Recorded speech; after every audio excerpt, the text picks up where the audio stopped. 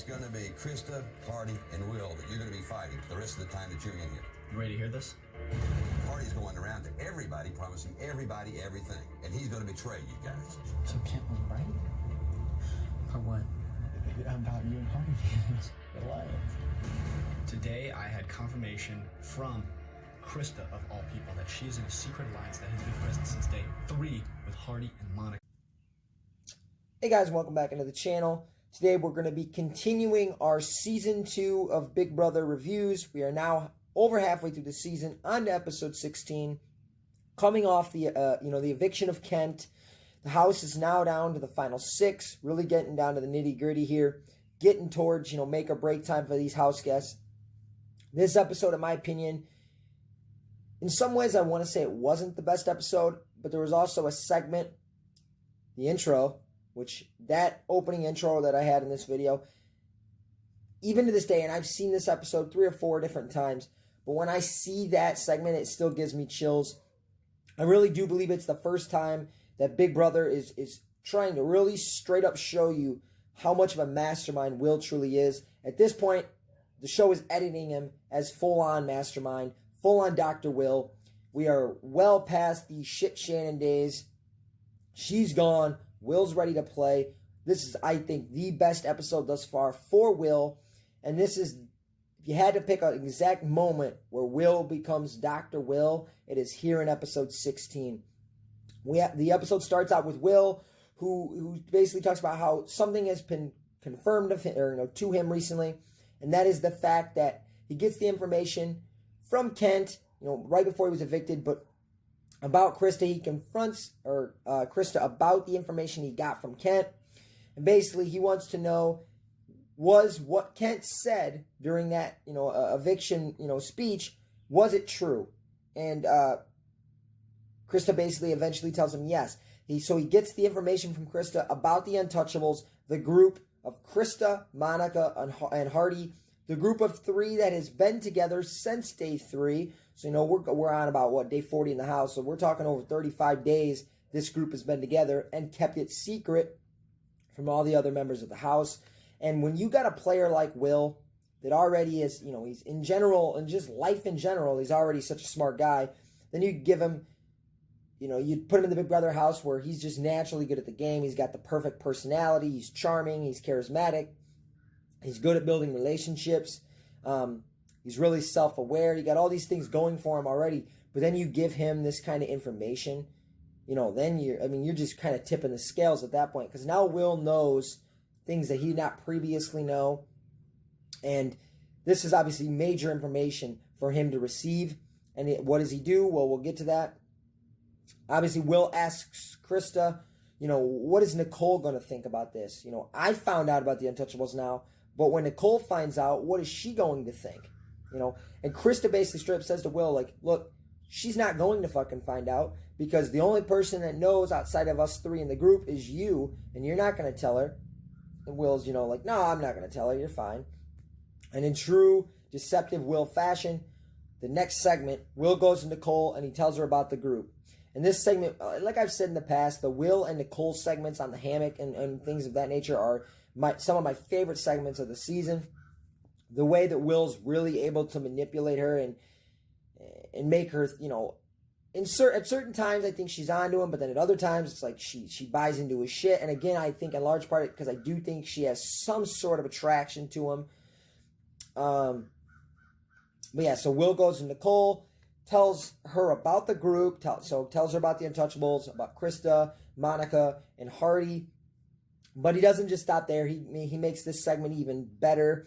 He says that, the fact that those 3 sit on the back patio and play cards all the time, them playing cards is nothing other than a way to decide who they're going to vote out on on every given week. And basically goes on, and he's having a hell of a time telling us this. He's enjoying playing the game. He's enjoying manipulating people. He says that basically he lies about 100 times a day in that house. And he said about 2 or 3 stick generally. And he basically said the reason he played up the fact that, because he could have just told her, but he decided to throw a little flavor in there and say that the card playing is just, like I said, a way to vote people out. And he said the reason he does this is because it made it come across more like sinister.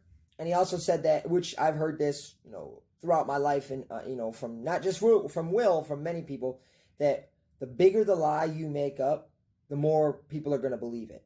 So Will decides, I'm going to make up a gigantic lie, and people are going to they're not going to possibly think I'm making that up. Why would I make that up? Well, because you're Dr. Will and you can fucking make up anything on the spot and people will believe you. But I did that segment was outstanding from Will, a really great segment. Will then follows it up in the next segment in the diary room, but basically saying his goal now at this point is to evict Hardy. And not only to evict Hardy, but he has a reason for evicting Hardy. It's not just a personal reason. I mean, I do think in a way it's a personal, reason, just simply from the fact that Hardy is the one that put him and Shannon on the block. It's payback for, getting Shannon out of the house. But there's also more to that. From a strategic standpoint, it makes a lot of sense because he says, well, if I evict Hardy, if I get Hardy out of here, I can then slide right into the spot that Hardy was in with the group that I just found out about. So Will finds out about this group, and now he's thinking, well, if I get Hardy out of here, I can slide in with Monica and with Krista. And he's already got this built-in good relationship with Nicole. So he's starting to see, if I can get Hardy out of this house, I'm in a great position. And, him learning about the Untouchables really does do him, great service in the game. And going into Nicole was a fucking fantastic idea, and we'll get to that later. Then we had a segment that I really enjoyed. I have just a few times so far this season complained about the editing, that there's certain things they should have shown, but they don't show it, and I think a lot of it just is the early season editing. But this segment right here was fantastic editing here in Big Brother 2. We have basically a segment about Kent and about Will, and basically they're showing the difference in the last, I don't know, I think it was 4 weeks, since like week 2 up until week 6, they're showing the difference in opinions from the house guests on these two castmates. And with Will, you just see, for one, Bunky's like, oh, well, Will's this cocky, arrogant guy. I hate him. Thinks his shit don't stink, basically. And then later on, a couple weeks later, he's like, man, Will is awesome. I love Will. Hardy does the same thing. Hardy's come around to him. Nicole obviously is hot and cold with him constantly. Krista's obviously liked him for the most part from the beginning, but the Bunky one I thought was fantastic. We saw Kent, when the week he was HOH, he found some common ground with Will, and he started to like him. He even says in his speech, Will, you've been a lot better the last few weeks. So you can just see slowly and slowly, and as Boogie has left, as Shannon has left, he's built relationships, and they continue to get stronger and stronger and stronger. And I don't understand how the people in the house don't recognize that. They think, oh, well, Will's hated. We can just keep him because no one will vote for him in the end. And somehow they're not able to pick up that as the weeks go on, that opinion of him is changing slowly and slowly. He's creating bonds with these people. Kind of like Nicole did from the beginning until now, where in week 1, she's the most hated. And I honestly think that's a really good mark of a great Big Brother player, when you're able to just change people's opinions of you on the win. Because a lot of times in Big Brother and in life, once people perceive you a certain way, it's very difficult to change that. And it takes a really, really good Big Brother player to do that. And Will's able to with multiple people. He can relate to anyone. Then we have, Kent's ultimately evicted. 4-0 vote, which is kind of interesting, just because you would have thought it would at least been 3-1. You would have thought Bunky would have at least voted Will out. But Bunky goes with the house. And you got to say, they don't really show the conversation between Bunky and Kent, because Bunky tells Hardy that Kent didn't know. So, Bunky's crying. He says, Hardy, Kent did not know I was going to vote against him. I hope he understands. But then you have Kent's sit-down interview with Julie, where Kent says, well, me and Bunky talked about it. So I don't know who's telling the truth there, who's lying. I would imagine Kent's telling the truth, because Kent has no reason to lie at that point, while Bunky could still be lying, because he's still involved in the game.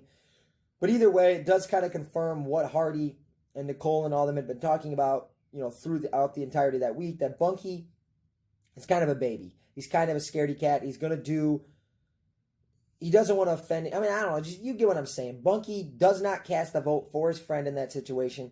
He decides to kind of, put his relationship with Ken on the back burner. Say, you know what, I gotta, I gotta, stay face and make nice with these other members of the house.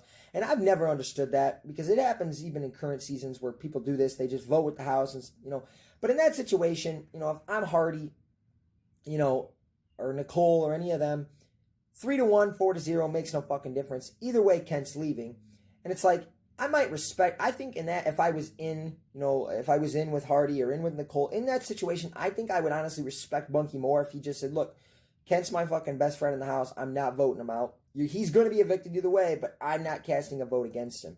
And I think I would have respected that if I was one of those people. I mean, as long as it ultimately didn't change the end result, which it wasn't going to, I don't think I would hold it against him for, not casting a vote against his best friend. But Bunky decides to vote with the rest, which again, I don't, it's not, if you're Bunky there and you vote against Kent just to stay nice and vote with the rest of the people, I don't really see the benefit of it, because come next week, if Hardy, Nicole, whoever wins HOH, you are still the low man on the totem pole. That vote against Kent, is not going to sway them in any way whatsoever. They're going to see right through it. They're going to know you simply did it to vote with them, not because that's what you actually wanted to happen. So I don't really see the plus side to it. The only, potential negative is maybe you do piss off your friend, and then when you get out of the house, you don't have that friend anymore. So I think there is a potential for something negative to come out of it, while I don't think the positive is really, there really is nothing positive to gain. You have Kent and Julie's interview. Kent, I thought, was pretty funny. He goes out in style for the most part. I thought the segment with Julie was pretty funny. The way he calls the house guests freaks and weirdos. He just completely comes across as totally flabbergasted by this, his fellow house guests. And I thought that was, a good segment for the most part. Then we have the final segment of the episode. We have the HOH competition. And Nicole ultimately wins. She's been bitching and complaining about not having won a competition and not having gotten to see her husband for weeks. She finally is going to get that opportunity. And I was left to believe, left to think, after she wins this HOH, who's in good spots? Who's in bad spots? And I thought to myself, well, obviously Hardy's in a terrific spot. Yes, she finds out about the Untouchables. Could that sway her? I don't think it's going to affect Hardy. I think, just like Will, she likes Hardy. I don't think Hardy's in danger. Will, although he may go up, because he goes up all the time.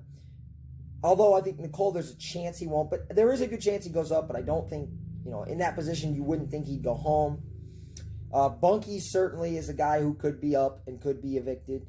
I think Krista, who originally I would have said Bunky 100% is the number one guy that people are going to go after now.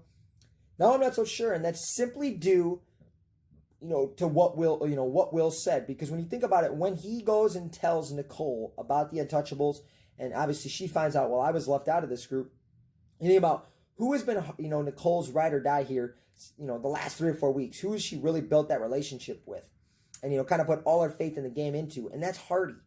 And now, if you're Nicole and you find out, holy shit, Hardy's got this little side thing going with Krista, all of a sudden Nicole may want to go after Krista just simply to get her out of the way so she can 100% have Hardy's attention. And again, that's due to Will notifying Nicole of something she was not aware of. And I think that puts some distrust between Nicole and Krista. And I do think that it's very possible Nicole is going to want to get Krista out of the picture to better her, or further her relationship with Hardy. So I definitely think Bunky, Krista are the 2 most in danger of going home, and the 3 most in danger of just simply being nominated are Bunky, Krista, and Will. That's the way I perceive it. I think Hardy and Monica are probably pretty safe. But all in all, this was a really good episode. This was, like I said before, the first episode where you really, really see Dr. Will kicking it in, to high gear.